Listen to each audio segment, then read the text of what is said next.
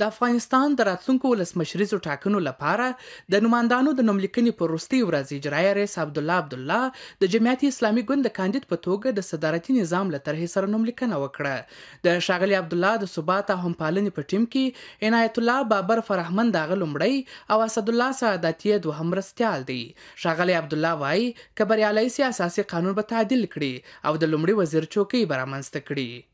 در رأس تیم انتخاباتی ما که تکت انتخاباتی است که رئیس تکت و دو معاونین محترم در پهلوی ازوی ما پیشبینی ریاست اجراییه و معاونینش هم داریم تا زمانی که زمینه مساعد نشه برای تعدیل قانون اساسی افغانستان. تر عبدالله وروسته افغان ولسمشر محمد اشرف غني هم د راتلونکو ولسمشریزو ټاکنو لپاره نوملیکنه وکړه. امرالله صالح د ښاغلي غني لومړی او سرور دانش دوهم مرستیال دی. ښاغلي غني وایي چې تر بریا وروسته به د محمد یوسف غضنفر په ګډون دغه څلور کسیزه رهبري د هیواد لوی پریکړې کوي. ښاغلي غني وویل که په ټاکنو کې بریالی سي اساسي قانون به بشپړ عملي کړي او د ټولو افغانانو لپاره به د حقونو برابري رامنځته کړي.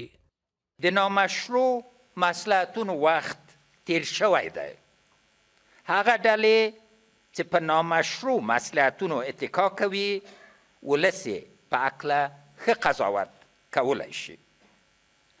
موږ د دې اراده لرو چې د کوڅې سمت او صحرایي عدالت ته د پای ټکی کېدو او دا کار یوازې یو قوي دولت تضمینولی شي. د افغان حکومت دغه دواړو مشرانو د ټاکنو خپلواک کمیسیون کې د اصلاحاتو پر رامنځته کولو ټینګار وکړ. له نن نه وروسته به د ولسمشرۍ ټاکنو د احتمالي نوماندانو اسناد ارزول کیږي. تاسو پوهیږئ چې هر نوماند باید له ځان سره 100,000 کسانو حمایوي تذکرې ولري. د دوی ټول اسناد به څېړل کیږي. له هغې وروسته به موږ وګورو چې کوم یو یې کولی شي دغه شرایط پوره کړي او د ولسمشرۍ ټاکنو د نوماندانو ابتدایي لیست لاره پیدا کوي. ټاکل سوی د افغانستان ولسمشریزې ټاکنې په 3 میاشتې ځنډ سره د 1998 کال د چنګاښ میاشتې پر 29مه نیټه ترسره سي.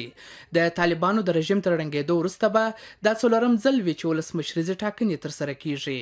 حکمت سروش، د امریکا غږ آشنا تلویزیون، کابل.